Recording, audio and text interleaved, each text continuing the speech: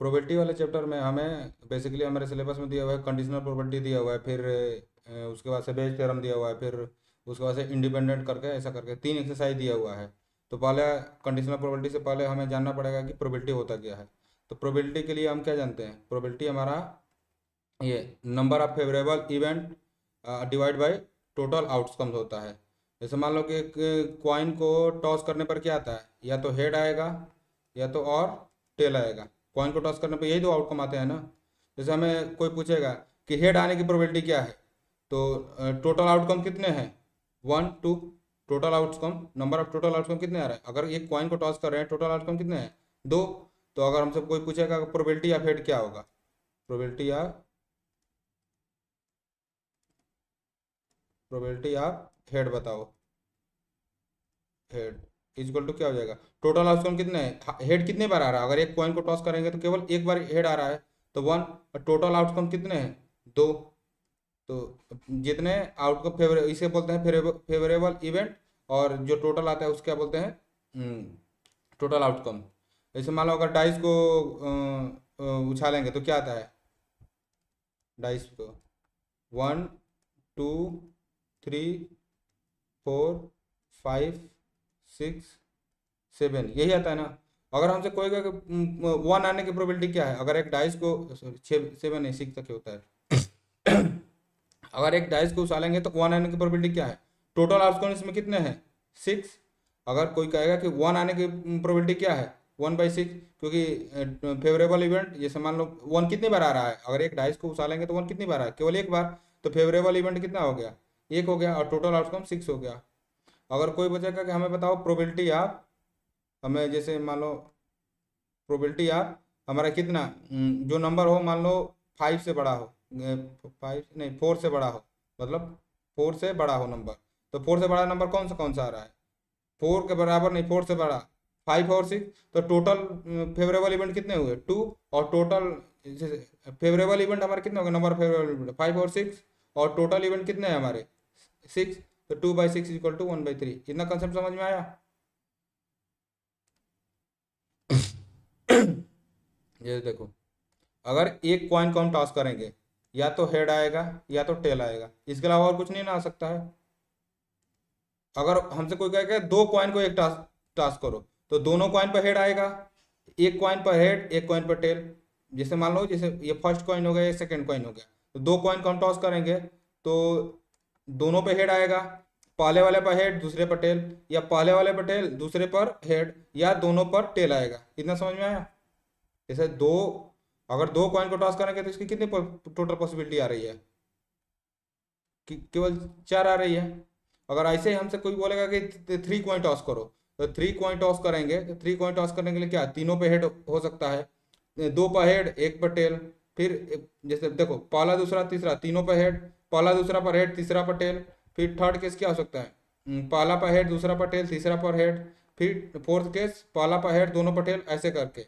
तो ये total event हमारे कितने बनेंगे, इसके टोटल आउटकम कितने आएंगे, 8। तो जैसे मान लो जैसे हमें कॉइन को टॉस करना है, हमसे कोई बोलेगा कि कॉइन को 4 बार टॉस करो।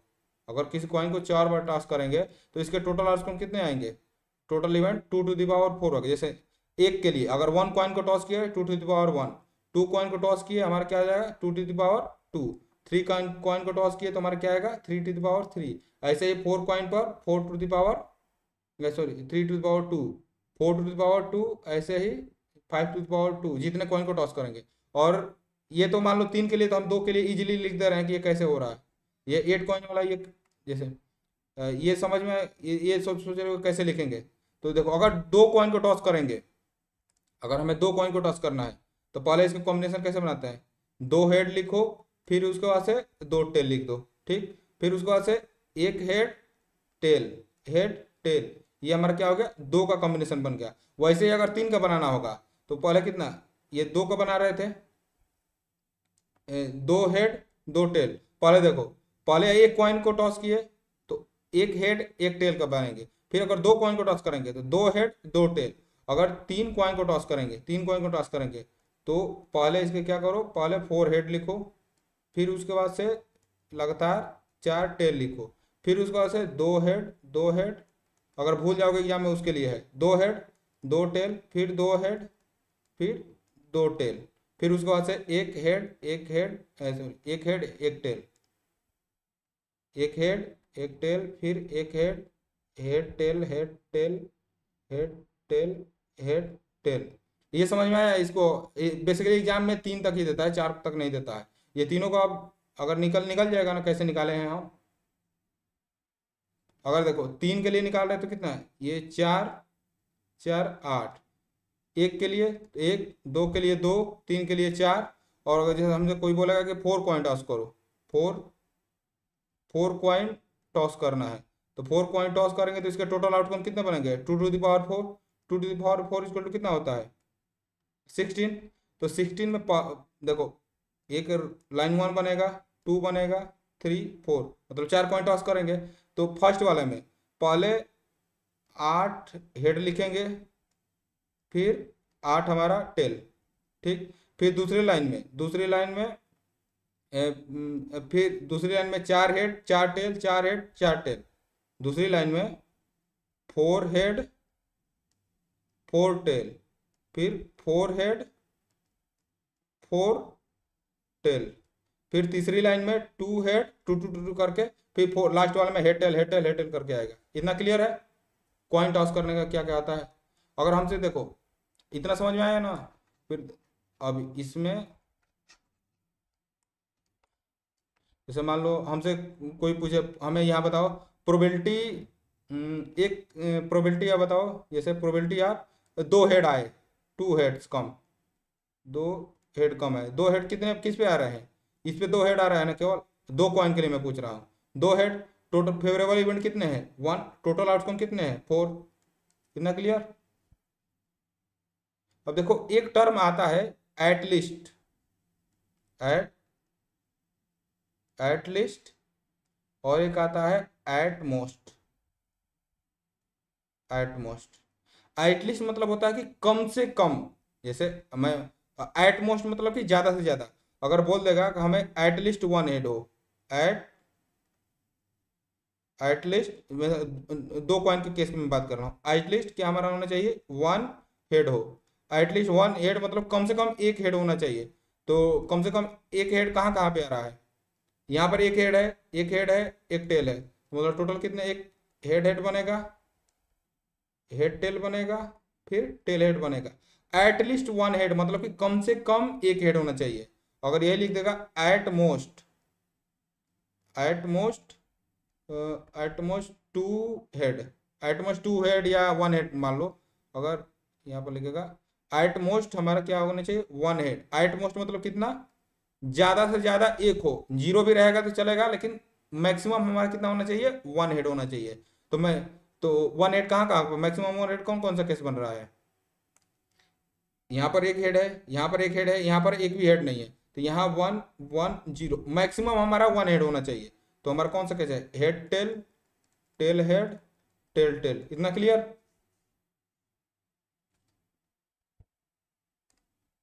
अब देखो एक सिंगल डाइस को रोल करने पर क्या आता है, सिंगल डाइस को रोल करने पर one two three four five six आता है। अगर वैसे ही अगर हम दो डाइस को रोल करेंगे, जैसे यहाँ पर देखो, यहाँ पर अगर हम दो क्वाइन को रोल कर रहे थे तो क्या रहा था, इसमें टोटल इवेंट क्वाइन में क्या आता था, हेड टेल आता था।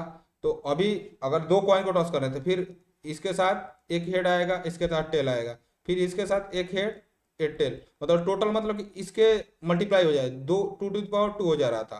तो ऐसे ही डाइस को टॉस करेंगे तो वन के साथ कितने पेयर बनेंगे, वन, वन के साथ वन पेयर बनेगा, फिर ऐसे ही करके वन सिक्स बनेगा। नेक्स्ट पेज, जैसे दो डाइस को टॉस करेंगे तो क्या क्या कितने पेयर बन सकते हैं, एक पहला दोनों पे वन आए, एक पहले पर वन आए दूसरे पर दो आए, एक पहले पर वन दूसरे पर थ्री, फिर एक पहले पर वन दूसरे पर फोर, पहले पर वन दूसरे पर फाइव, पहले पर वन दूसरे पर सिक्स, ऐसे ही करके टोटल हमारे कितने बनेंगे, 36 आउटकम्स बनेंगे। ये वाला क्लियर है? दो जैसे, तो देखो दो डाइस को टॉस कर रहे थे, एक डाइस को रोल पे, वन डाइस के रोल पे कितने आ रहा था हमारा, 6 आउटकम्स आ रहा था। टू डाइस पे कितने आएगा, 6 इंटू 6 इज इक्वल टू 36, या इसको लिखते हैं 6 की पावर 2। वैसे ही अगर 3 डाइस को रोल करेंगे, 3 डाइस को रोल करने पर 3 डाइस का रोल करके बनाना पॉसिबल नहीं है, क्योंकि 6 × 6 × 6 = 216 आउटकम्स आ जाते हैं। तो इसको 6 की पावर 3 लिखते हैं, ठीक ना। तो ये बनाना पॉसिबल नहीं है वैसे पेन पर, पॉसिबल तो है लेकिन बहुत टाइम टेकिंग लगेगा, लेकिन एग्जाम में उतना क्वेश्चन नहीं आएगा, ठीक ना। ये 2 डाइस को रोल करने पर, टॉसिंग 2 डाइस या डाइस को रोल करो तो ये 30, ये इतने पेयर क्लियर है ना। ये आगे क्वेश्चन करेंगे, इस पर पेश हमारा क्वेश्चन आएगा, ठीक। डाइस और कॉइन में क्लियर हो गया पूरा।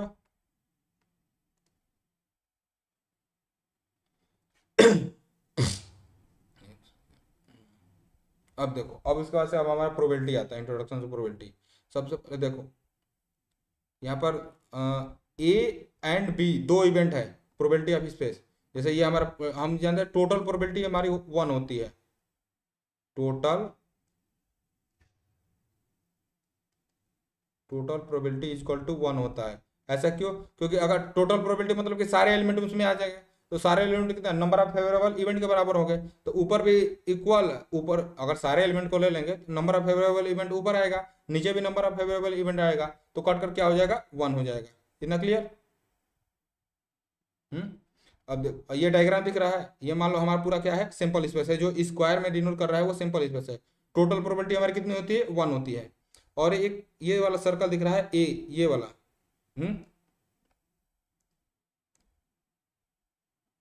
यहाँ पर ये क्या है हमारे, जैसे दो इवेंट है, जैसे मान लो ए बी, ए और बी है, उन दोनों के बीच में कुछ कॉमन हो सकता है ना। अगर जैसे मान लो, अगर ए = हमारा 1 2 3 4, अच्छा, बी = हमारा क्या है, 2 4 6 8। तो ए और बी के बीच में कुछ कॉमन मिल रहा है कि नहीं? यहाँ देखो 2 2 और 4। ए में देखो, ए में हमारा सारा, जैसे मान लो ये वाला एलिमेंट है, ए में हमारा क्या आ रहा है, 2 और 4 तो दोनों में है। ये देखो,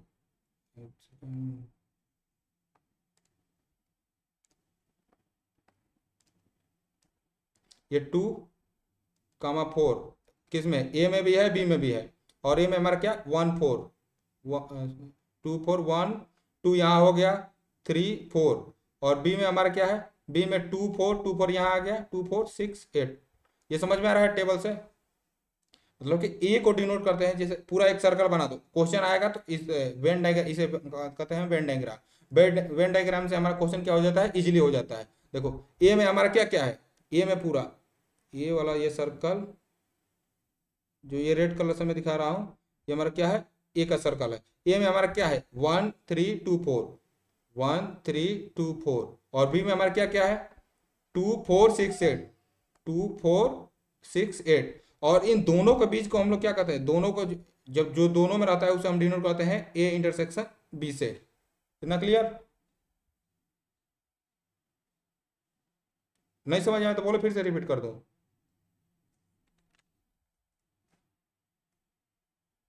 मैं अपने से मैं एग्जाम्पल बता रहा हूँ। अगर ए हमारा कोई है तो ए में हमारा एलिमेंट है 1 2 3 4, बी में हमारा एलिमेंट है 2 4 6 8। तो ए में हमारा टोटल कितना, फिर हमें अलग से, जैसे यहाँ पर दिख जा रहा है कभी कभी, जैसे समझ में आ गया ना। फिर इसको सेडेड रीजन को ए इंटरसेक्शन भी बोलते हैं। फिर probability of A, probability of B, probability of A union B, इसको बाद में पढ़ेंगे। ये इंडिपेंडेंट हमारा नेक्स्ट टॉपिक है। इतना समझ में आया वेन डायग्राम ये वाला? अब देखो इसके बाद से आता है हमारा कॉम्प्लीमेंट इवेंट, मतलब कि जो ए में है उसके अलावा जो ए में नहीं है उसे कॉम्प्लीमेंट करते हैं। ये टोटल हमारा, ये मान लो सिंपल स्पेस है, टोटल प्रोबेबिलिटी कितनी होती है,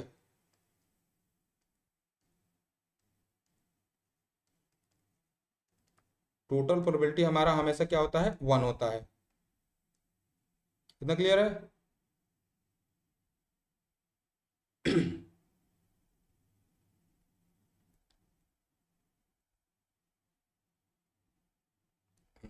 टोटल प्रोबेबिलिटी हमारा कितना होता है, 1 होता है। तो अगर ये टोटल प्रोबेबिलिटी 1 है, अगर ये वाला ए वाला जो ये सर्कल दिखा रहा है, डॉर्केट सर्कल है, तो टोटल प्रोबेबिलिटी इसके बाहर वाला क्या है, जैसे पूरा स्क्वायर का एरिया मान लो हमारा 1 है, तो अगर हमें इसका एरिया पता हो, इसका प्रोबेबिलिटी आप ए पता है, तो हमसे कोई कोई बाहर ये स्क्वायर का जो इसके अलावा बाकी का हम क्या लिखेंगे, टोटल 1 है, तो 1 माइनस ये वाला प्रोबेबिलिटी आप ये लिखेंगे। हम्म तो इसको डिनोट करते हैं ए कॉम्प्लीमेंट से। ये क्लियर है?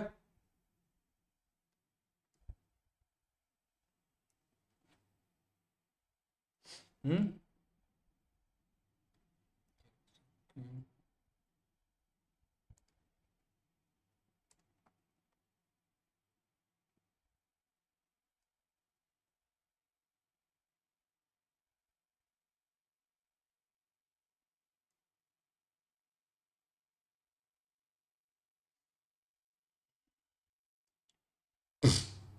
इतना क्लियर? अगर कहीं डाउट है तो बताओ।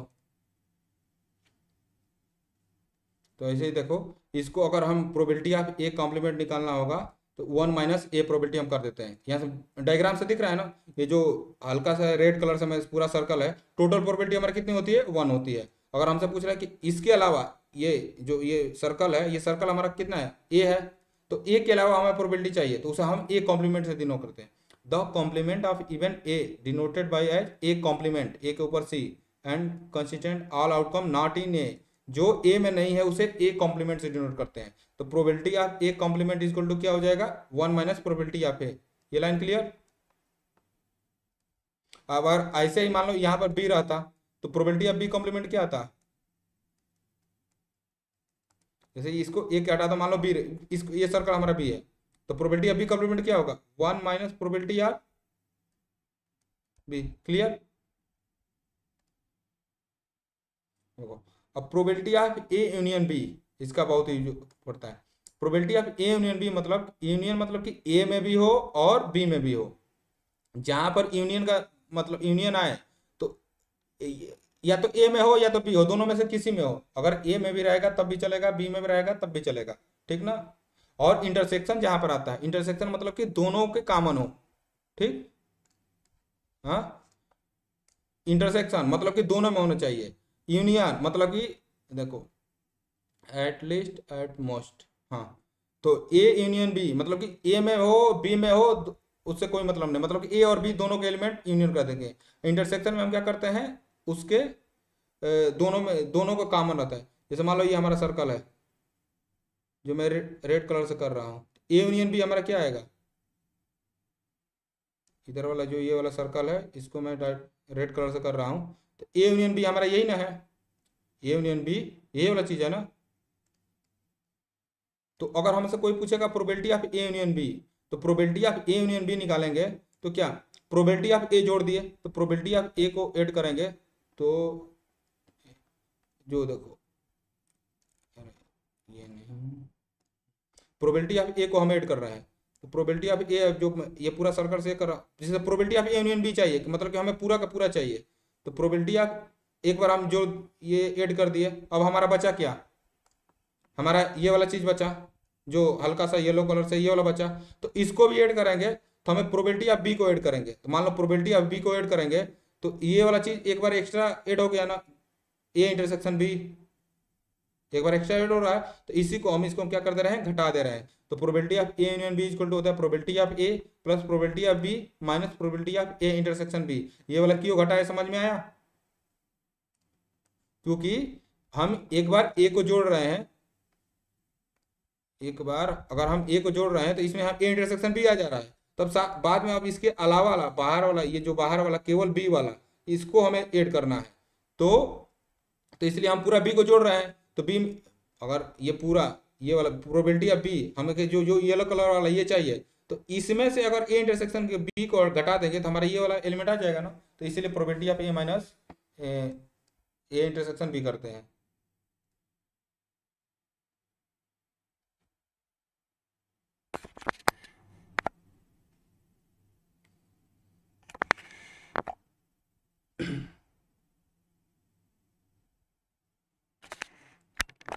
कितना क्लियर है?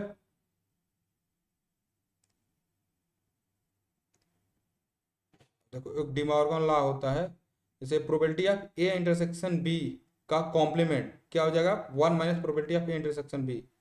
इसको डायग्राम से समझाएं कि हो जाएगा? सेकेंड, अभी हम कॉम्प्लीमेंट क्या पढ़े थे, यहाँ वाला चीज था, जो ए था, ए का कॉम्प्लीमेंट क्या होता था, 1 - प्रोबेबिलिटी ऑफ ए कॉम्प्लीमेंट होता था।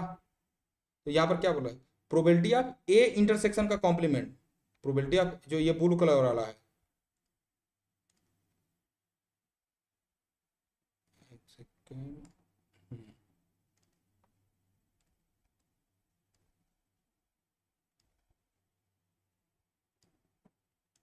जो ये मैं रेड कलर कलर से हाईलाइट कर रहा हूँ, ये हमारा क्या है, probability of A intersection B. ये हमारा क्या है, ये हमारा probability of A intersection B. हमसे कोई पूछेगा बताओ probability of A intersection B का कॉम्प्लीमेंट, मतलब इसके कॉम्प्लीमेंट का हमें क्या बताओ, प्रोबेबिलिटी बताओ। तो इसको क्या लिख सकते हैं, 1 - probability of A intersection B को घटा देंगे तो हमारा क्या आ जाएगा, probability of A intersection B का कॉम्प्लीमेंट आ जाएगा ना।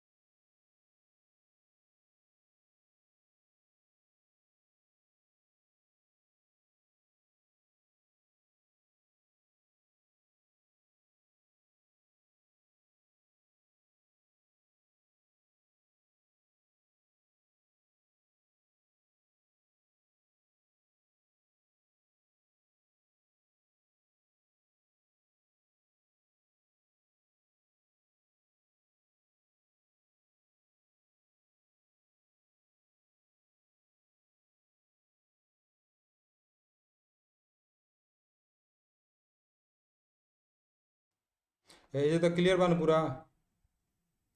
ए इंटरसेक्शन बी का कॉम्प्लीमेंट का प्रोबेबिलिटी निकालना होगा तो क्या लिख सकते हैं, 1 - probability of A intersection B. कितना क्लियर।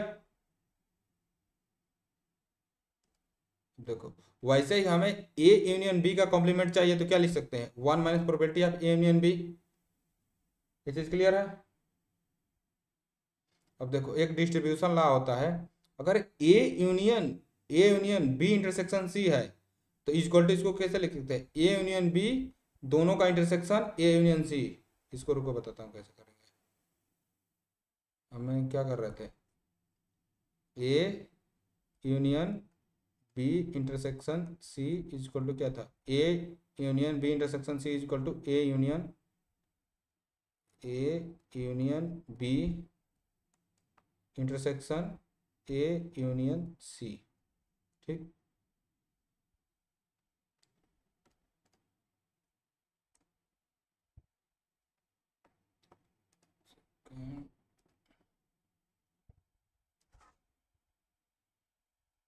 देखो ये है,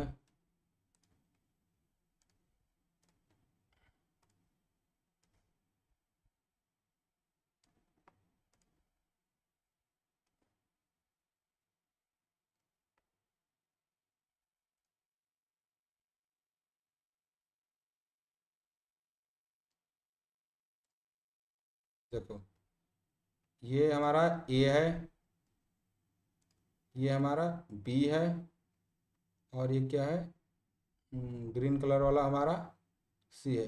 बोल क्या रहा है, A union B intersection C. B intersection C कहाँ पर है,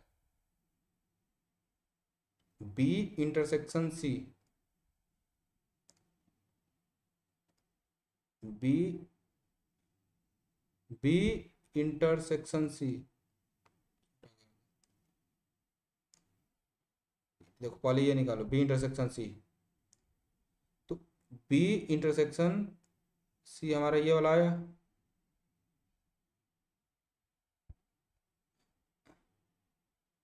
ये बी इंटरसेक्शन सी है। अब क्या बोल रहा है, ए से हमें क्या ले लेना है, यूनियन ले लेना है। ए से हमें यूनियन लेंगे तो ए वाला पूरा आ जाएगा इसमें।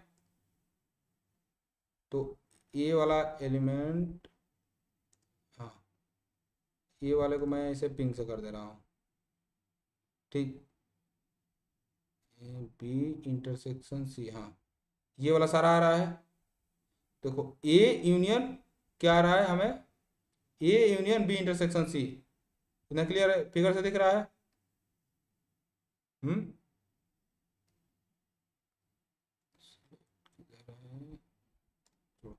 इतना दिख रहा है ना। अगर A union B, A union B, एक सेकेंड,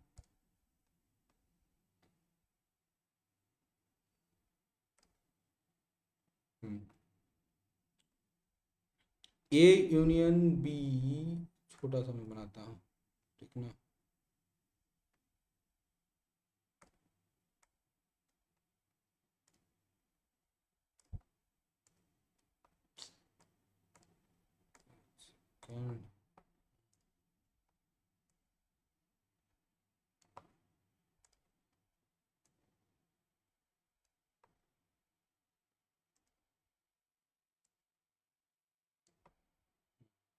ये छोटे वाले ग्राफ में देखो क्या बोल रहा है, A union B, A union B, A union B, A union B हमारा क्या, मान लो ये वाला चीज है, ये ए, ये हमारा ए है, ये बी है, ये सी है। ए यूनियन बी हमारा क्या आएगा, ए यूनियन बी पूरा ये सारा आएगा, ए यूनियन बी, ठीक। ये ए यूनियन बी है पूरा ना। फिर अब क्या पूछ रहा है, A union C, A union सी अब मैं रेड कलर से कर रहा हूँ। ये ए यूनियन सी, ये ए यूनियन हो गया, फिर ये सी हो गया। इतना क्लियर है। अब बोल रहा है कि क्या, ए यूनियन बी ले लो। ए यूनियन बी मैंने थोड़ा सा हल्का सा ब्लू कलर से ले रहा हूँ, तो इसमें कौन कौन सा आ रहा है, हमारा ए भी आ रहा है, बी भी आ रहा है। अब देखो A union B, A union B इसको मैं किस कलर से करूँ, येलो कलर से करता है। देखो ए, ए यूनियन बी हमारा ये आया येलो कलर से, येलो कलर से जो मैं सर्कल किया। फिर क्या, ए यूनियन बी हमने निकाल लिया। अब ए यूनियन सी निकालो, तो ए यूनियन सी को मैं ऑरेंज कलर से कर रहा हूँ, तो ऐसे आ रहा है ए यूनियन सी। ये A union C, sorry, A union C, हाँ। अब इसको अगर हम इंटरसेक्शन लेंगे तो कौन सा पोर्शन आ रहा है, अगर A union C, A union C, हाँ ठीक। तो हमारा पूरा दोनों का इंटरसेक्शन लेने पर हमारा कौन सा आ रहा है, ये ऑरेंज कलर वाला आ रहा है इधर से, ये देखो यही आ रहा है ना। और फिर ऐसे भी हमने देखो पहले क्या निकाला, ए बी इंटरसेक्शन सी का ए के साथ यूनियन लिया, तो हमारा ये वाला आ रहा था। तो दोनों सेम है कि नहीं है, दिख रहा है। ए सॉरी, हाँ एक सेकेंड, एक सेकेंड। अब हमें हमें क्या लेना है यहाँ पर, हमें दोनों का इंटरसेक्शन लेना है ना। देखो ऑरेंज कलर वाला हमारा क्या है, ये ऑरेंज कलर से ए यूनियन सी है, और येलो कलर से हमारा क्या है, ये येलो कलर से हमारा क्या है, ए यूनियन बी है। हमें इन दोनों का इंटरसेक्शन लेना है। तो ऑरेंज और येलो का इंटरसेक्शन कौन सा आ रहा है, मैं रेड कलर से कर रहा हूँ। ऑरेंज और येलो का इंटरसेक्शन देखो, ये ऐसे ऐसे करके पूरा क्लियर है, ये जो रेड कलर से किया हूँ। अब समझ में आया। ये यहाँ पर भी वही वाला चीज ना है, ऐसे करके देखो सेम, सेम ही आ रहा है कि नहीं, दोनों इक्वल है। अगर नहीं समझ में आया तो बताओ। ये थोड़ा सा टफ पड़ेगा, लेकिन जहां पर जिस जिस टॉपिक पर ना समझ में आए वो मेरे को बताना।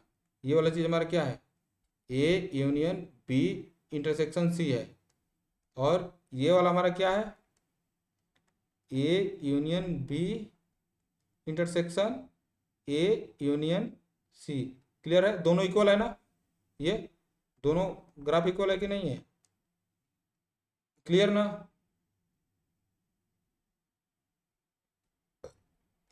ये लाइन कहाँ से, अब इसके बाद से आता है हमारा कंडीशनल प्रोबेबिलिटी।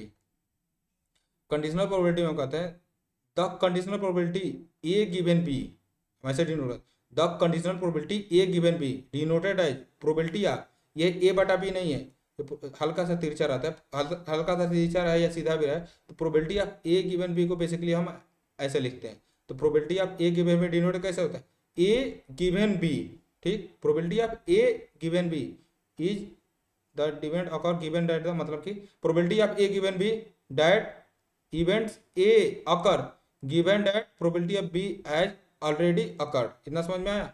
और हमेशा हमारा प्रोबेबिलिटी क्या होता है, greater than greater or equal to zero होता है। किसी भी चीज़ का प्रोबेबिलिटी कभी निगेटिव में नहीं ना आएगा,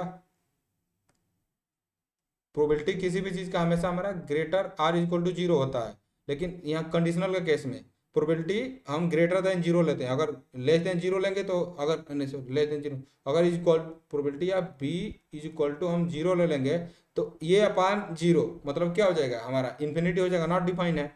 तो probability of A given B is equal to होता है probability of A intersection B divide by probability of B. इतना समझ में आया, ये अभी डिफिनीशन है, ठीक है, अभी क्वेश्चन करेंगे तो अच्छे से समझ में आएगा। इतना क्लियर है, क्वेश्चन पर कराते हैं। हाँ, ये क्वेश्चन दिखा रहा है हमसे क्या पूछ रहा है, probability of A given B, तो probability of A given B is equal to, probability of A given B is equal to क्या होता है, probability of A intersection B divide by probability of B. अभी हमने ये चीज पढ़ा ना,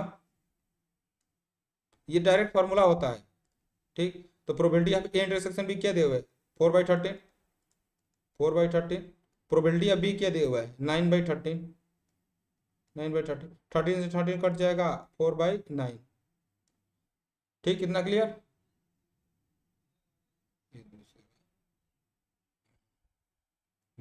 अगर हमसे कोई पूछ देगा probability of B given A क्या होता है, जैसे A given A given B, probability of A given B, इसका मतलब इसका फॉर्मूला कैसे लिखेंगे, दोनों का इंटरसेक्शन ले लो, probability of A intersection B, फिर जो गिवन रहता है उसके प्रोबेबिलिटी से हम क्या कर दोगे, डिवाइड कर देंगे, प्रोबेबिलिटी ऑफ बी से डिवाइड कर दो। इतना क्लियर। अगर वही हमसे पूछ दे कोई probability of B given A, बताओ क्या होगा,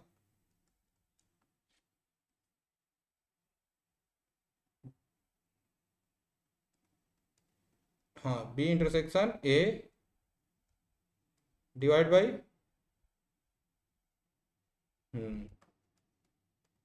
और प्रोबेबिलिटी ऑफ, मान लो जैसे probability of A intersection B is equal to probability of B intersection A, ये दोनों इक्वल होगा। ऐसा इस किस लिए रुको मैं बताता हूँ, क्योंकि आगे लिखो या पीछे लिखो उससे क्या फर्क पड़ता है। जैसे जैसे मान लो ये चीज़ है, ये वाला ए ए इंटरसेक्शन बी है ना, तो क्या इसको हम ऐसे नहीं लिख सकते हैं, बी इंटरसेक्शन ए भी तो लिख सकते हैं, क्योंकि बी में और ए दोनों में कॉमन है। क्लियर।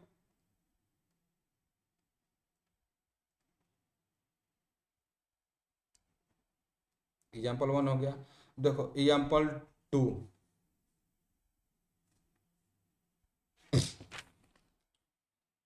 इसमें देखो ये बोल रहा है example 2, A family has 2 children, किसी फैमिली में 2 लड़के हैं, what is the probability that, what is the probability that both children are boys given that at least one of them is boy.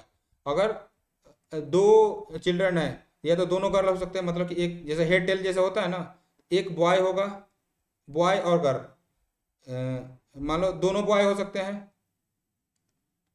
दोनों बॉय हो सकते हैं, जैसे जैसे बॉय, जैसे कॉइन को टॉस कर रहे थे तो क्या रहा था हमारा, हेड टेल आ रहा था ना, तो अगर 2 कॉइन को टॉस कर रहे हैं तो head head tail tail head tail head tell, तो यहाँ पर टू चिल्ड्रन है, तो एक चिल्ड्रन हमारा क्या हो सकता है? अगर एक चिल्ड्रन होगा, या तो बॉय होगा या तो गर्ल होगा, इन्हीं दोनों में से कोई पॉसिबिलिटी है ना। अगर कोई एक चिल्ड्रन रहेगा तो क्या बॉय या गर्ल होगा। तो हमसे पूछ रहा है कि अगर दो चिल्ड्रन है तो ये बताओ कि हमारा क्या बोथ चिल्ड्रन आर बॉय। तो सबसे पहले उसका हमें सिंपल स्पेस हमें पता करना होगा। तो क्या हो सकता है? बॉय बॉय, पहले इस सिंपल स्पेस बनाओ, girl girl, boy girl, boy girl, ये हमारा क्या हो जाएगा? टोटल आउटकम्स हो जाएगा। तो पूछ क्या रहा है? बोथ चिल्ड्रन आर बॉय, मतलब कि ए मान लो यहाँ पर ए इक्वल टू हमारा क्या है? Boy boy, both children are boy, both children are boy. तो ये कितने आ रहा है? ये टोटल आउटकम्स हमारे कितने हैं? Total number of favourable event कितने? 4 है। तो यहाँ पर प्रोबेबिलिटी ऑफ ए निकालोगे तो probability of A equal to क्या हो जाएगा? बॉय कितने आ रहा है? केवल एक है, तो दोनों दोनों बॉय हो, 1/4। बी हमारा क्या बोल रहा है? ये बॉय बॉय ए और बी इवेंट को ले लेते हैं, क्या होना चाहिए? Given that at least one of them is boy, at least one of them is boy, मतलब क्या होगा? एटलीस्ट का मतलब क्या होता है? अभी बताया ना, एटलीस्ट का मतलब कम से कम। तो कम से कम एक जो होना चाहिए उनमें से क्या होना चाहिए? बॉय होना चाहिए। जैसे गिवन डेट, ये गिवन डेट कंडीशन हो गया, तो हमें मान लो ए गिवन बी निकालना है, probability of A given B निकालना है, तो इक्वल टू क्या आएगा? Probability of A intersection B divide by probability of B. तो अब हम बी इवेंट क्या है? बी इवेंट जो दिया हुआ है at least one of them is boy, at least one of them is boy, मतलब कि कम से कम एक लड़का होना चाहिए। तो यहाँ पर एक बॉयज है, यहाँ पर एक बॉयज है, कम से कम एक है, तो दोनों भी हो सकते हैं। तो यहाँ पर एक क्या हो गया? बॉयज हो गया। तो बी वाला इवेंट हमारा क्या हो जाएगा? बॉय बॉय, बॉय गर्ल, और क्या हो जाएगा? Girl boy. तो प्रोबेबिलिटी अभी बताओ क्या होगा यहाँ से? प्रोबेबिलिटी अभी यहाँ पर टोटल आउटकम कितने हैं? टोटल फेवरेबल इवेंट, हाँ 3, और टोटल कितने हैं? 4। तो प्रोबेबिलिटी अभी इक्वल टू क्या हो जाएगा? 4। अब हमें क्या निकालना है? ए इंटरसेक्शन बी निकालना है। तो ए इंटरसेक्शन बी निकालना है, तो ए इंटरसेक्शन बी ऐसा बताओगे जो दोनों में कॉमन हो। यहाँ पर क्या आ रहा है? केवल एक बॉय बॉय है, तो इसमें भी बॉय बॉय है, तो ए इंटरसेक्शन बी में हमारा क्या हो जाएगा? दोनों बॉय बॉय हो जाएंगे। ठीक। तो प्रोबेबिलिटी ऑफ ए इंटरसेक्शन, ये कितने टोटल फेवरेबल इवेंट कितने हैं? एक। Probability of A intersection B, total event हमारे यहाँ पर है पता है 4, और ए इंटरसेक्शन बी दोनों बॉय हो और उसमें से एटलीस्ट वन बॉय होना चाहिए। तो जैसे ए और बी दोनों का इंटरसेक्शन क्या आ रहा है? केवल एक ही आ रहा है, एक ही फेवरेबल इवेंट है, तो कितना हो जाएगा? 1/4। ये क्लियर, समझ में आया? नहीं समझ में आ रहा है तो बताओ। अब फॉर्मूला में रखो, probability of A intersection B हमारा क्या है? 1/4। प्रोबेबिलिटी ऑफ बी हमारा क्या है? 3/4। 4 से 4 कट जाएगा, आंसर क्या हो जाएगा? 1/3। ये क्लियर?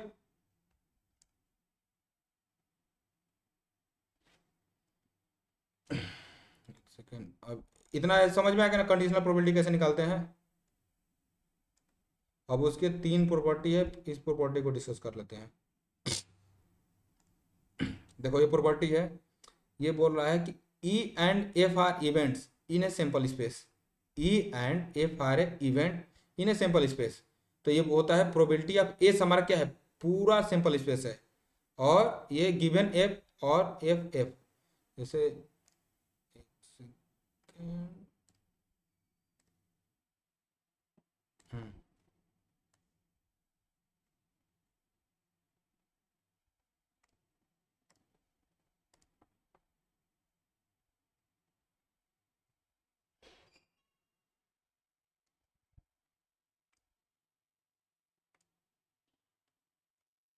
ये पूरा जो स्क्वायर है हमारा क्या डिनोट करता है? सिंपल स्पेस को। ये हमारा क्या है? ई है, ये हमारा क्या है? एफ है। तो पहला क्या बोल रहा है? पहला बोल रहा है कि probability of S given F. तो probability of S given F को हम कैसे लिखेंगे? कंडीशनल प्रोबेबिलिटी का फॉर्मूला लगाएंगे तो क्या आएगा? ब्रेक करेंगे तो हम्म ये probability of S intersection F divide by probability of F. इतना क्लियर है? अभी हमें नहीं पता है S intersection, probability of S intersection अगर एफ को हम निकालेंगे तो क्या आएगा, पूरा स्क्वायर में भी है, और ये एफ के साथ इंटरसेक्शन लेंगे, probability of S intersection F मतलब कि एस में भी हो और एफ में भी हो। एफ तो ऑलरेडी एस में है, तो ये probability of S intersection F क्या आएगा, जो मैंने ये हाईलाइट किया केवल यही आएगा। ये किसके इक्वल है, ये हमारा probability of S intersection F क्या प्रोबेबिलिटी ऑफ एफ के इक्वल होगा कि नहीं? नहीं समझ में आया? एस, ये देखो, ये पूरा टोटल इस ऐसा ही चीज बताओ कि एस में भी हो और एफ में भी हो, तो दोनों में कॉमन पॉइंट क्या आ रहा है? अगर एस इंटरसेक्शन एफ मतलब क्या होगा, जैसे मान लो ऐसे नंबर देखो, अगर एस में मान लो 1 2 3 4 5 है, और एफ में मान लो हमारा क्या है 3 4 5 है, तो एस इंटरसेक्शन एफ निकालेंगे तो क्या आएगा, मान लो टोटल नंबर, टोटल कितना है 5 है। हम्म टोटल कितना है 5, टोटल आउटकम्स हमारा कितना है 5 है। तो प्रोबेबिलिटी ऑफ एस हमारा सैंपल स्पेस है, तो 5/5 हमारा क्या हो जाएगा 1 हो जाएगा। प्रोबेबिलिटी ऑफ एफ यहाँ पर हमारा क्या होगा 3, इसमें आउटकम कितने हैं 3 या टोटल 3/5। और एस इंटरसेक्शन एफ मतलब कि एस में भी हो और एफ में भी हो, तो एस और एफ में कितने हैं, यही तीन ही एलिमेंट है ना। तो एस इंटरसेक्शन एफ में कितने एलिमेंट आए 3 4 5, ये किसके इक्वल है, ये तो एफ के इक्वल है ना। तो अब इसके आगे लगाओ probability of S intersection F equal to क्या आ रहा है हमारा, प्रोबेबिलिटी ऑफ एफ ही तो आ रहा है। अब समझ में आया, इक्वल टू क्या हो जाएगा 1। क्लियर?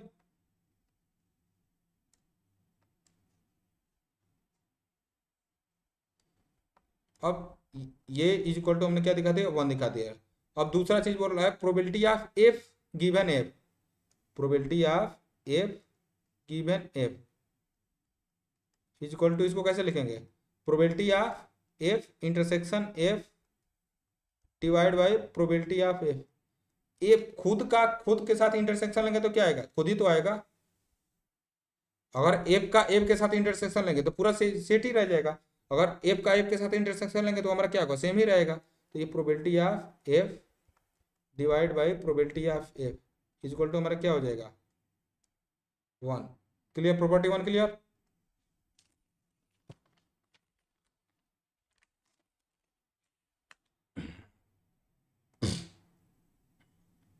प्रॉपर्टी 1। अब प्रॉपर्टी 2 देखो, प्रॉपर्टी 2 में बोल रहा है A and B are any event in a sample space F. Probability of F not equal to 0. A union B given F is equal to probability of A given F, probability of B given F minus probability of A intersection B given F. तो हम probability of A union B का formula क्या होता है, probability of A union B हमने अभी formula पढ़ा था, क्या था, probability of A plus probability of B minus probability of A intersection B, इतना कर रहा था। तो ये जानते हैं, तो अगर probability of A union B given F ये कंडीशनल है, तो इसको अप्लाई करेंगे तो क्या आएगा, probability of A union B conditional वाली प्रोबेबिलिटी से जो गिवन रहता है उसके साथ हम क्या ले लेते हैं इंटरसेक्शन, फिर डिवाइड बाय क्या करते हैं प्रोबेबिलिटी ऑफ एफ। इतना क्लियर है? अभी हमने डिमॉर्गन थ्योरम पढ़ा था, क्या था यहाँ पर, so De Morgan theorem, De Morgan law या डिस्ट्रीब्यूटिव लॉ से पढ़ा था क्या, A union B intersection C, इसका ये था, अगर इसको हमारा A union B intersection C होता है, तो इसको हम ऐसे लिख सकते हैं A intersection B union sorry A intersection C, A intersection C union क्या हो जाता है हमारा, बी इंटरसेक्शन सी। जैसे कि पहले वाले में क्या था, पहले वाले में देखो बाहर यूनियन था, अंदर इंटरसेक्शन था, तो इस ब्रैकेट को चेंज किए तो यूनियन अंदर आ गया, इंटरसेक्शन हमारा क्या हो जाएगा, दोनों के अंदर देखो A union B intersection A union C.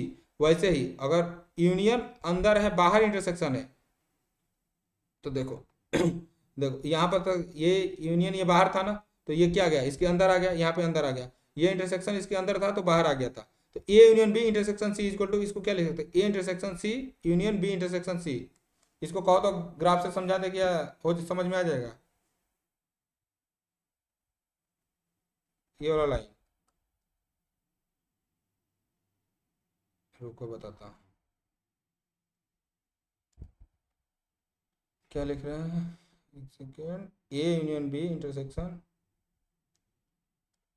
A union B intersection C equal to, हम क्या लिख रहे थे, A intersection C union B intersection A intersection C union B intersection C. ठीक,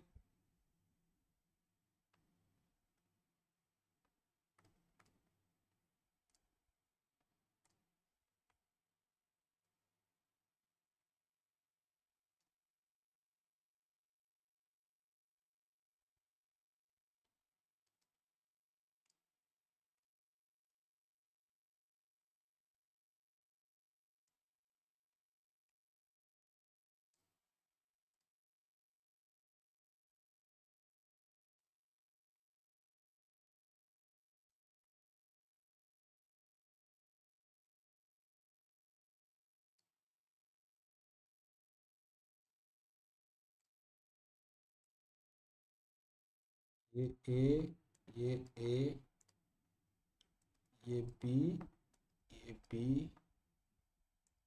पिंक, ये सी, ये C. A union B intersection C, मतलब कि ए यूनियन बी हमारा कौन सा होगा, A union B, A union B मतलब कि हमारा ये वाला सारा पोर्शन। ठीक, इतना क्लियर, नहीं समझ में आ रहा है तो कहीं बताओ।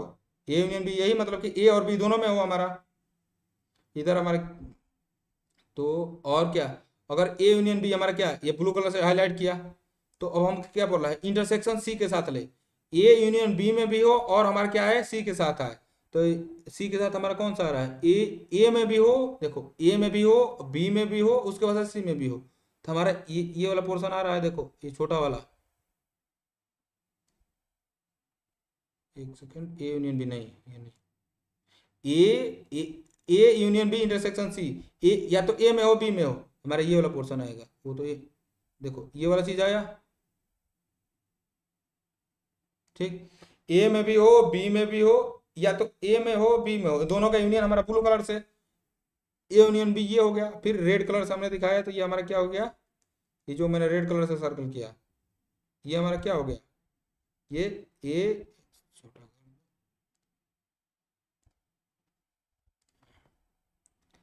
ए union B, A union B का इंटरसेक्शन हम किसके साथ ले रहे हैं, सी के साथ ले रहे हैं, तो ये वाला जो रेड कलर से है। अब सेकेंड इसमें देखो, A intersection C, A intersection C, A intersection C मतलब हमारा कौन सा आएगा, ए इंटरसेक्शन सी हमारा यही वाला पोर्शन आएगा ना, देखो तो, हाँ, फिर वही अगर हम बी इंटरसेक्शन सी लेंगे, B intersection, sorry A intersection C ना है, गलत ले रहा हूँ,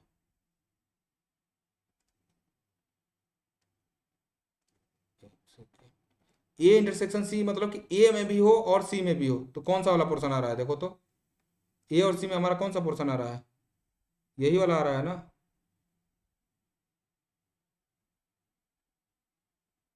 देखो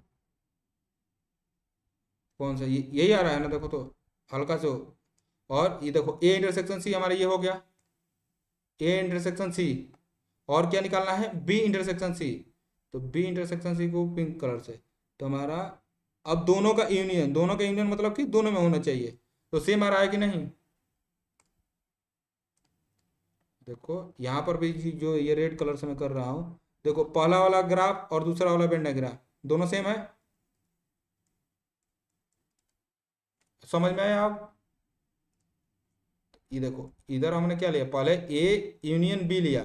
पहले हमने क्या लिया, ए और बी यूनियन लिया, जो स्काई ब्लू कलर से मतलब कि आसमानी कलर से मैंने डॉट किया। फिर उसका इंटरसेक्शन सी के साथ ले लिया। तो क्या इसके इक्वल क्या आ रहा है, पहले ए इंटरसेक्शन सी लिया, ए इंटरसेक्शन सी लिया, तो हमारा ये वाला पोर्शन आया। फिर हमने क्या कर दिया, इसका यूनियन कर दिया किसके साथ, बी इंटरसेक्शन सी के साथ, बी इंटरसेक्शन सी। क्लियर ये वाला पोर्शन, ये क्लियर है।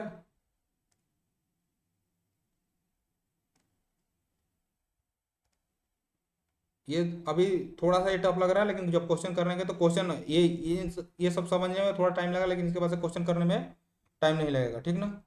तो हमें यहाँ पर क्या निकालना है, यहाँ पर क्या दिया हुआ है, यहाँ पर A union B intersection F दिया है, तो इसको कैसे लिखेंगे,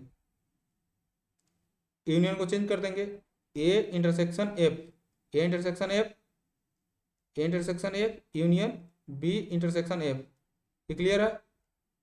इसको ऐसे लिख सकते हैं कि नहीं, A union B intersection F को कैसे लिखेंगे, probability of A intersection F, अभी इसको मैंने ब्रेक किया, ए इंटरसेक्शन एफ, ये A intersection F union B intersection F. ये क्लियर है। अगर यहाँ पर ना, अगर यहाँ तक कहीं दिक्कत हो तो बताओ। देखो इसको मानो ए, इसको मानो बी, तो हमारा probability of A union B का फॉर्मूला क्या होता है, probability of A plus probability of B minus probability of A intersection B. तो ऊपर वाले को कैसे लिख सकते हैं, ए की जगह क्या है, ए इंटरसेक्शन एफ है, तो probability of A intersection F plus probability of B intersection F, फिर माइनस में देखो ये हमारा ए हो गया, ये बी हो गया, माइनस ए इंटरसेक्शन बी, तो ए की जगह तो यहाँ पर क्या आ जाएगा, probability of A intersection F intersection B intersection F. ये क्लियर। इसी स्टेप से इसी स्टेप पे गया, क्लियर, समझ में आया कि नहीं। तो अब ये देखो A intersection F intersection B intersection F, हमने कहा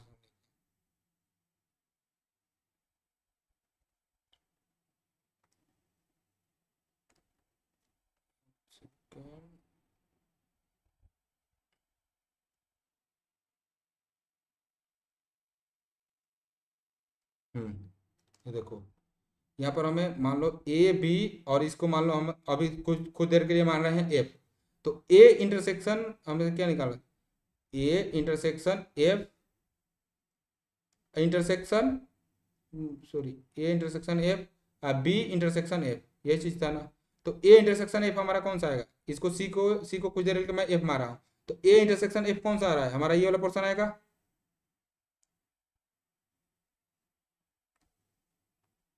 ये ये हमारा क्या है, रुको अलग ही न्यू पेज पे बना देता हूँ।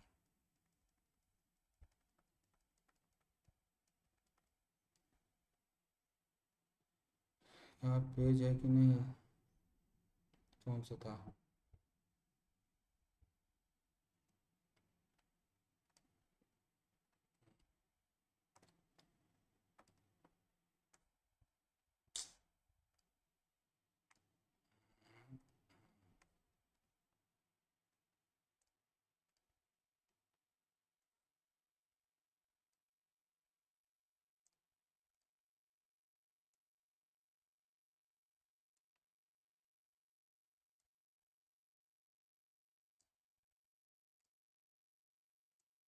ये हमारा ए है, ये बी है, ये एफ है, ए इंटरसेक्शन एफ कौन सा पोर्शन होगा,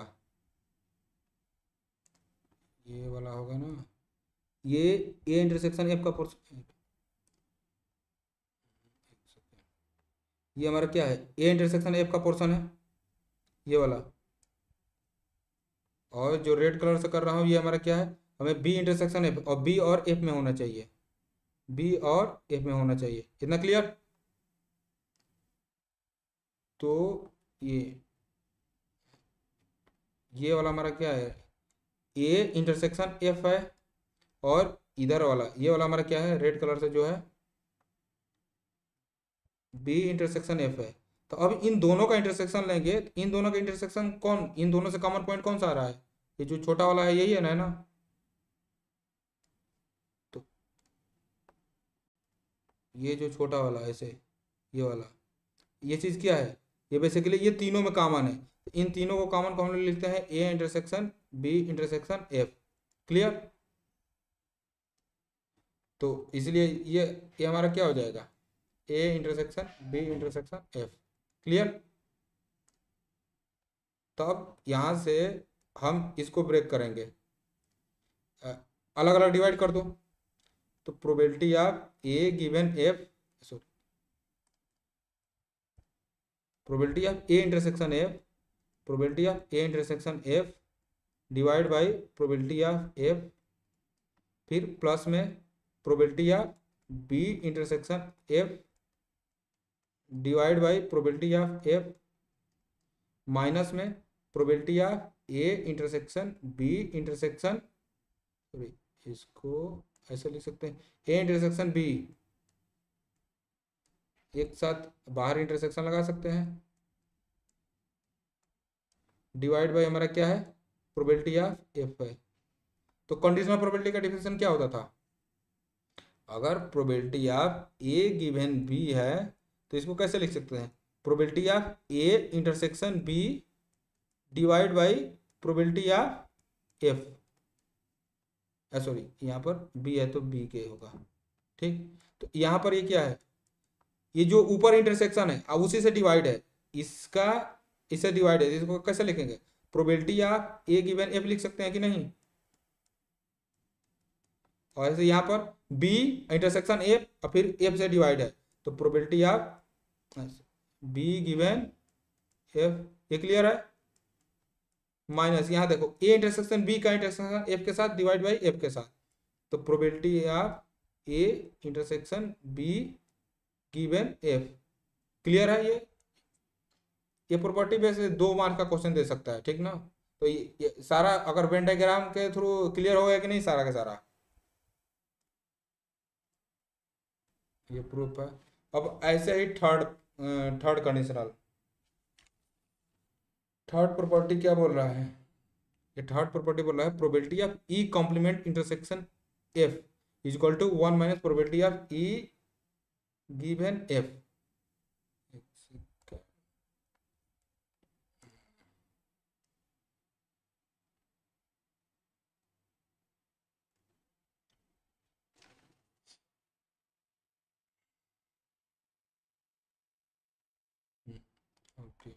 सर्कल,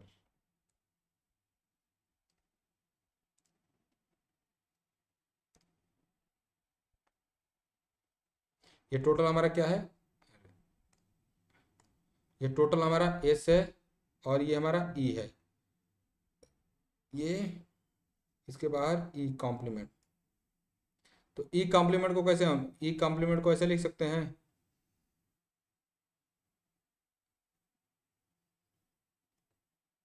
ई कॉम्प्लीमेंट,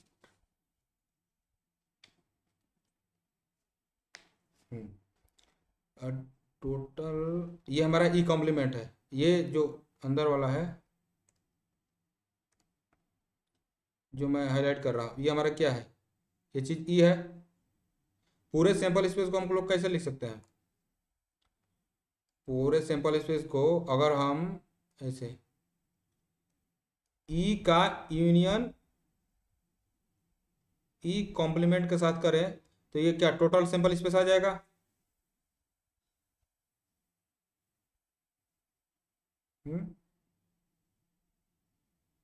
नहीं समझ में आया, ये ई है, यूनियन करते हैं तो क्या करते हैं, ऐसे ऐसे हम, एक सेकेंड, ऐसे है ना, ये ए है, ये बी है, तो ए और बी में हम ये सर्कल कटा, अगर इन ये मान लो हमारा ये सारा एलिमेंट है, ये सारा एलिमेंट को हम लोग क्या लिखे, ये हमारा ए है, ये बी है, तो A union B equal to क्या आता है, A union B equal to हमारा पूरा ए और बी दोनों मिला के जो आता है वही होता है ना। अगर ए यूनियन बी ए में भी हो और बी में भी हो, इतना क्लियर है। तो अगर ई यूनियन ई कॉम्प्लीमेंट के साथ करेंगे तो ई जो ई में भी हो वो भी आएगा, ई कॉम्प्लीमेंट में है वो भी आएगा, इतना क्लियर। अगर देखो ये ई में भी है और ई कॉम्प्लीमेंट में है, दोनों को एक साथ जोड़ रहे हैं तो पूरा हमारा स्क्वायर आ रहा है, स्क्वायर हमारा क्या है, सिंपल स्पेस है। अब समझ में आया।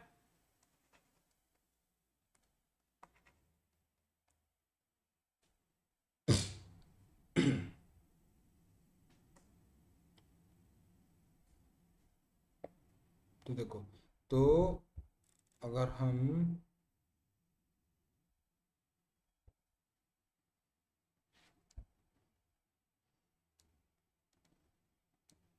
यूनियन एफ, हमें ये चाहिए ना।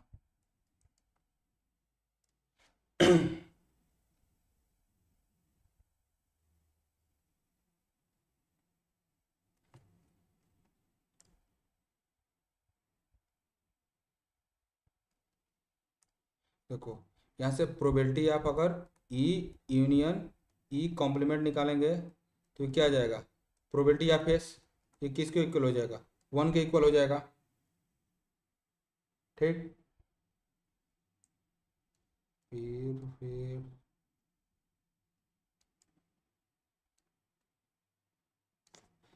इसको अभी छोड़ो, ठीक ना, चाहे इसको, क्योंकि मेरे को एक चीज़ क्लियर नहीं।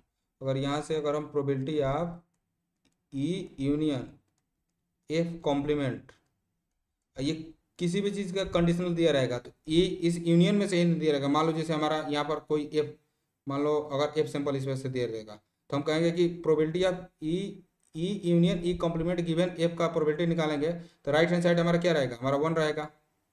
तो लेफ्ट हैंड साइड इसका करेंगे तो इसको कैसे लिख सकते हैं, इसका निकालेंगे तो प्रोबेबिलिटी ऑफ ई, एक सेकेंड, अगर E union F E complement का इंटरसेक्शन एफ के साथ करेंगे तो ये कंडीशनल प्रोबेबिलिटी का यहाँ डिफिनेशन लगाएंगे ना, तो यहाँ कंडीशनल प्रोबेबिलिटी की अगर हम डिफिनेशन लगाएंगे तो क्या आएगा, प्रोबेबिलिटी ऑफ ई यूनियन, एक सेकेंड, ई कॉम्प्लीमेंट का इंटरसेक्शन एफ के साथ, और क्या हो जाएगा, डिवाइड हमारा प्रोबेबिलिटी ऑफ एफ के साथ हो जाएगा, इतना क्लियर है।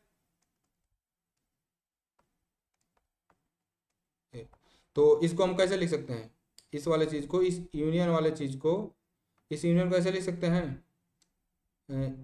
ई intersection F union E complement intersection F, ये ब्रेक करेंगे तो ये नहीं समझ में आया। यहाँ पर देखो ये दिया हुआ है ना, एस इक्वल टू हमारा आता है E union F, S equal to हमारा क्या आता है ई यूनियन एफ, और probability of S given F is equal to हमारा क्या आता है 1। ये हमारा प्रॉपर्टी 1 हमने जो अभी पढ़ा था, यही वाला पढ़ा था ना, प्रॉपर्टी 1, एस गिवन एफ क्या आता है 1 आता है। तो लेफ्ट हैंड साइड भी यहाँ पर हम लेफ्ट हैंड साइड भी गिवन कर रहे हैं, राइट हैंड साइड भी इधर भी हम कर रहे हैं, एस गिवन एफ निकालेंगे, सेम ही होगा, इधर साइड तो 1 हो जाएगा। अब इसका हमें निकालना है, तो इसका निकालेंगे तो ऊपर देखो, ऊपर हमारा क्या आएगा, प्रोबेबिलिटी ऑफ, इस यूनियन को हमने क्या लिख सकते हैं, E intersection F, E intersection F union E intersection, sorry, E complement, E complement intersection F, ऊपर वाले को हम बस ब्रैकेट को तोड़ेंगे तो फिर डिवाइड बाय हम क्या लिखेंगे, प्रोबेबिलिटी ऑफ एफ, कितना क्लियर है। अब देखो, अब इसको ब्रेक करेंगे यहाँ, अब इसको प्रोबेबिलिटी को ओपन करेंगे तो क्या आएगा, प्रोबेबिलिटी ऑफ ए की जगह क्या, ए की जगह इसको मानो ए है, ये हमारा क्या है बी है, तो probability of A, probability of E intersection F plus में प्रोबेबिलिटी ऑफ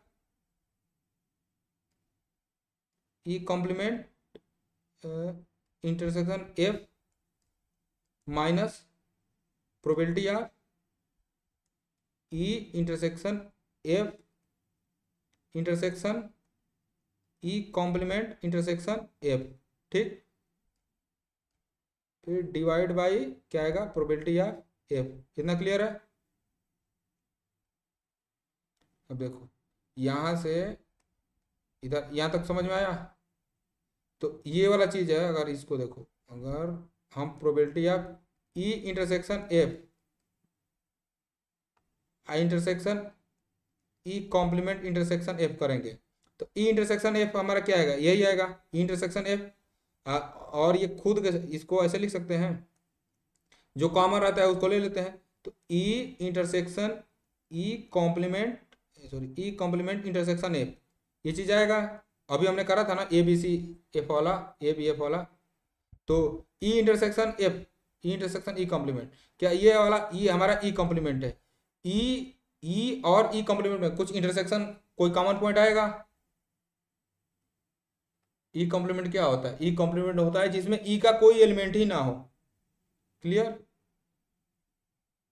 तो ई इंटरसेक्शन ई कॉम्प्लीमेंट हमारा क्या हो जाएगा, ये वाला टर्म हमारा हो जाएगा 0। तो यहां से देखो, यहां से आ गया probability of E intersection F divide by probability of F plus probability of E complement intersection F divide by probability of F plus में क्या हो जाएगा 0। फिर अब इस वाले चीज को हम लोग क्या लिख सकते हैं, इसे लिख सकते हैं प्रोबेबिलिटी ऑफ, और ये इक्वल टू कितना है, इक्वल टू 1 के है, इक्वल टू 1।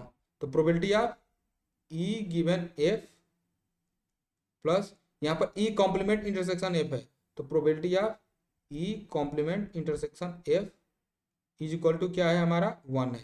तो यहाँ से 1 है, तो इसको इस साइड ला देंगे तो हमारा ये वाला थ्योरम आ जाएगा। क्लियर, ये वाला प्रॉपर्टी 3। एग्जाम्पल 2 हो गया था, एग्जाम्पल 3।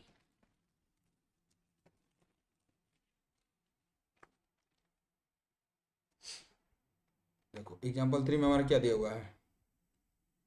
सबसे पहले क्वेश्चन को इसमें आराम से पढ़ना। 10 card numbers 1 to 10 place in a box. Box को सिंपल स्पेस से डिनोट करो। इसमें क्या है, इसमें हमारा लिखा हुआ है 1 2 3 4 5 6 7 8 9 10, और क्या दे रहा है, mixed up thoroughly and then 1 card is drawn randomly. उसको मिला दे रहे हैं पूरा, और एक कार्ड को रैंडमली हम क्या कर रहे हैं, निकाल रहे हैं। If it is known that the number and draw card is more than 3, card is more than 3, ए यहाँ मानो ए इक्वल टू हमारा क्या आ रहा है, if it is known that the number of drawn card is more than 3।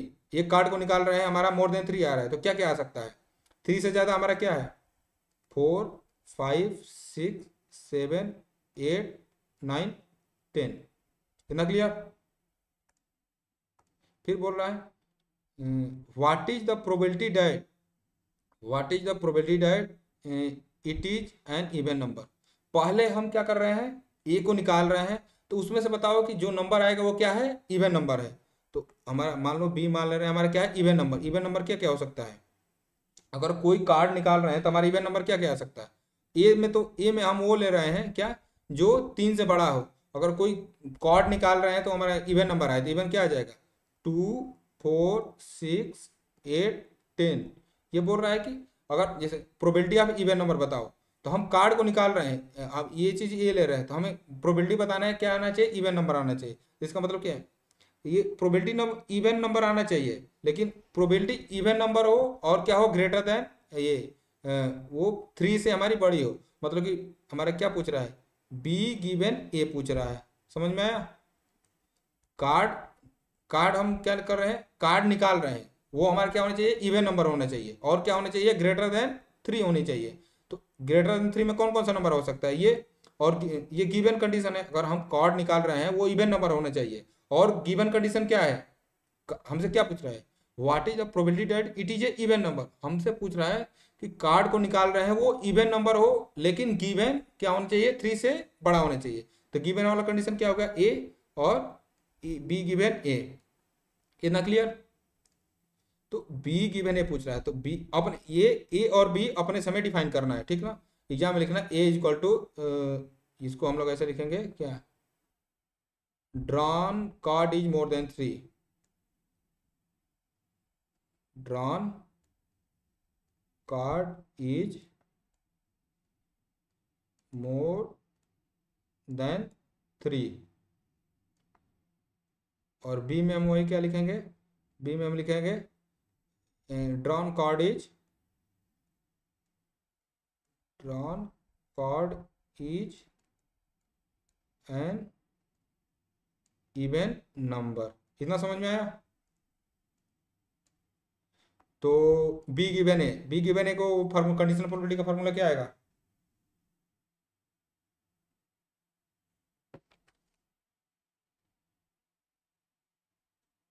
हाँ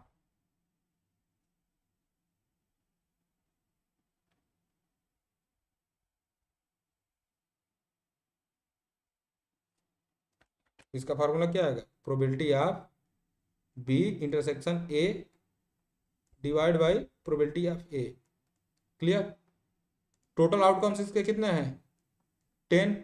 तो probability of A equal to क्या हो जाएगा, इसमें कितने आउटकम्स है, 1 2 3 4 5 6 7, तो 7 डिवाइड बाई 10। क्लियर है। अब हमें क्या चाहिए, बी इंटरसेक्शन ए चाहिए, B intersection A. B intersection A में कौन कौन सा एलिमेंट आ रहा है, बी में भी हो और ए में भी हो।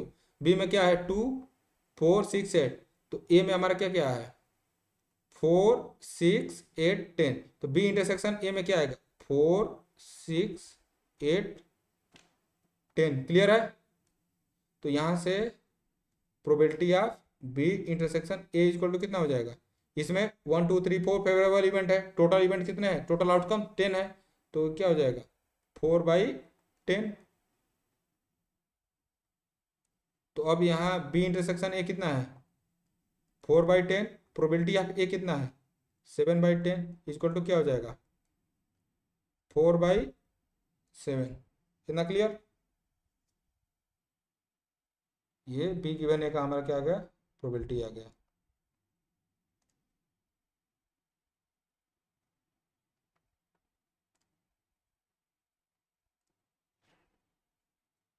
फोर्थ क्वेश्चन देखो, फोर्थ एग्जाम्पल। क्वेश्चन को बारी बारी पढ़ना।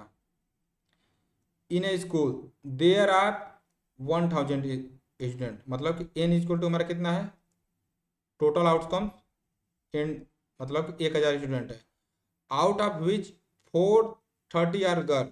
It known that out of 433 430 10% of the girls study in a class 11।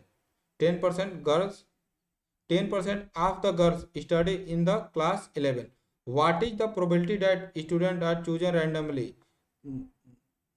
Class 11 given that है, चूजन गर्ल्स ही, मतलब कि हमें कोई भी गर्ल को चूज कर रहे हैं तो वो क्या होनी चाहिए, 12th में पढ़ रही हो। तो हमें क्या, कंडीशन क्या है, गर्ल्स होनी चाहिए, और दूसरा कंडीशन क्या है कि वो 12th में पढ़नी चाहिए। तो ए इक्वल टू हम मान ले रहे हैं, ए इक्वल टू क्या है, ए इक्वल टू गर्ल्स है, ए इक्वल टू गर्ल्स है, ठीक।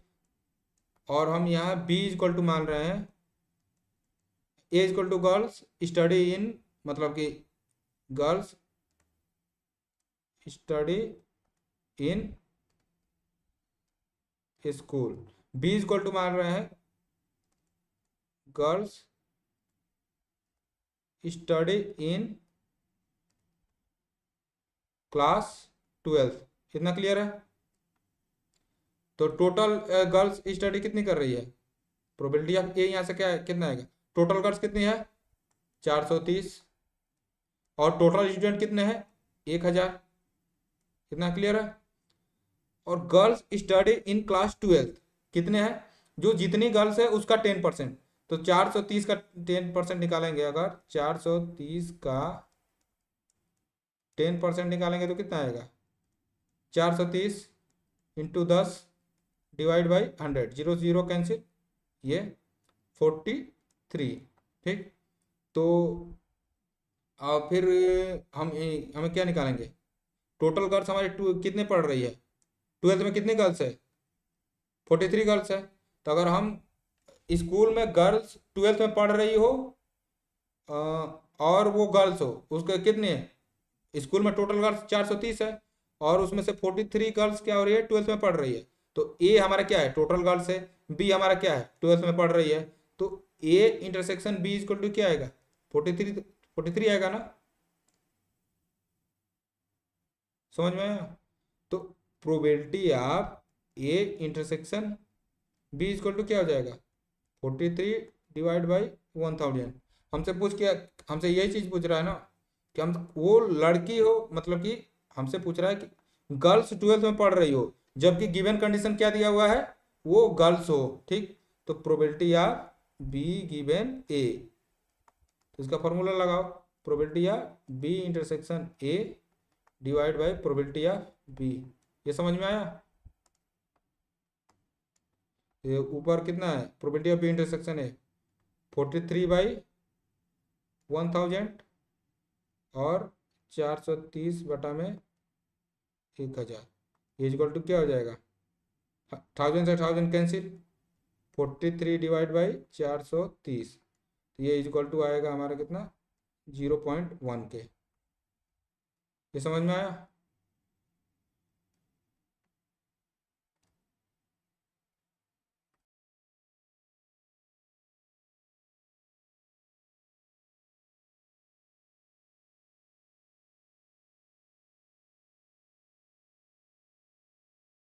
तो कोई इसका दो एग्जांपल है, उसको करा देता हूँ पहले।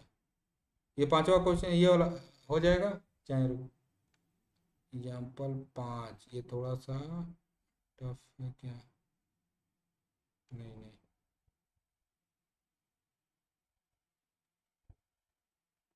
एग्जाम्पल 6, पहले एग्जाम्पल 6 करते हैं, उसके बाद से एग्जाम्पल 5 करना। एग्जाम्पल 6 में बोल रहा है, a dice is thrown twice. A dice को हम थ्रो 2 बार थ्रो कर रहे हैं,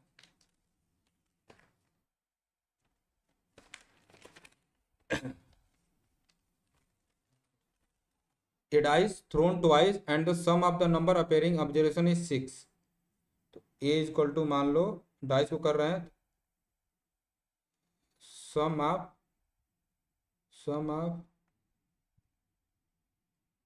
ऑब्जर्व इज 6। ठीक, what is the conditional probability that the number of 4 appears at least 1। तो बी इक्वल टू, मान लो 4 अपीयर्ड एट लीस्ट वंस। क्या बोल रहा है, सम ऑफ ऑब्जर्व इज 6, दोनों जो नंबर आए उसका सम कितना होना चाहिए, 6 होना चाहिए। देखो ये हमारा डाइस है, दो नंबर हो जिसका सम 6 हो, क्या क्या हो सकता है, 4 2 हो सकता है, 4 2 6 3 3, फिर 4 2, फिर 5 1, फिर क्या आएगा 1 5। इतना क्लियर है।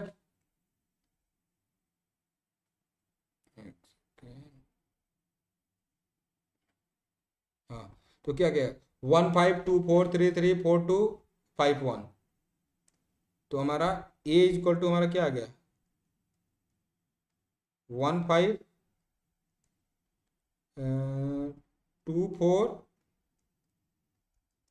3 3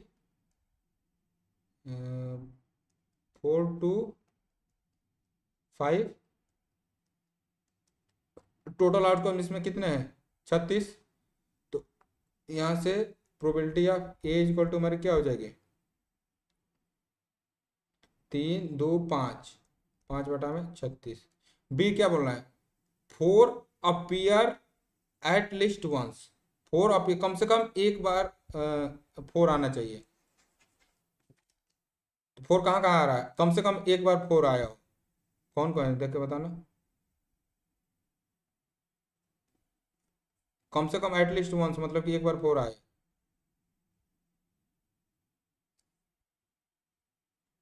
हम्म कम से कम एक बार 4 आ रहा है, तो इसमें एक बार 4 आ रहा है, यहाँ पर एक बार 4 आ रहा है, यहाँ पर एक बार 4, यहाँ पर एक बार 4, यहाँ पर एक बार 4, यहाँ पर एक बार 4, यहाँ पर, यहाँ पर, यहाँ पर, यहाँ पर, यहाँ पर, टोटल कितने नंबर है?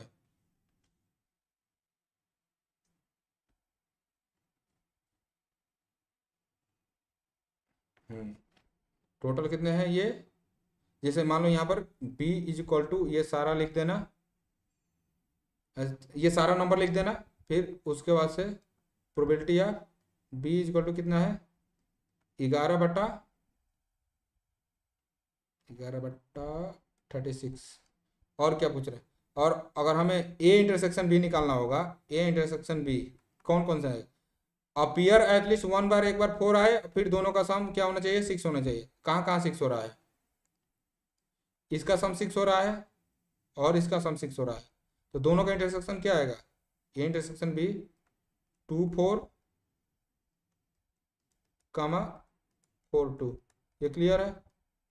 तो probability of A intersection B is equal to हमारा क्या आएगा? 2/36। क्लियर? ये हमसे बोल क्या रहा है क्वेश्चन में, देखो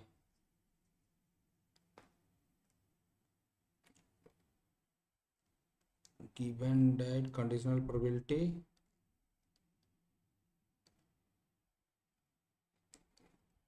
देखो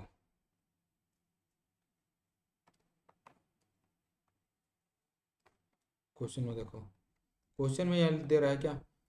क्वेश्चन को ऐसे से पढ़ो, dice is thrown twice, sum of number is appeared is observation, what is the conditional probability that 4 appear at least once? 4 appear at least once मतलब कि कंडीशनल प्रोबेबिलिटी निकालना है। 4 अपीयर एट लीस्ट वंस एक बार आए, पहले हमारा क्या दे रहा है? ये चीज दे रहा है, ए को दिया है, ए का कंडीशनल प्रोबेबिलिटी निकाल, पहले ए हो गया, उसके बाद से हमें कंडीशनल प्रोबेबिलिटी निकालना है बी का। तो इसका मतलब कि probability of B given A, तो प्रोबेबिलिटी ऑफ बी गिवन क्या हो जाएगा? Probability of A intersection B divide by probability of A. Clear? Is equal to 2/36 divide by 5/36 is equal to कितना हो जाएगा? 2/5। ये हमारा क्या हो जाएगा? आंसर हो जाएगा। ये क्लियर है यहाँ तक? बाकी इसमें का क्वेश्चन को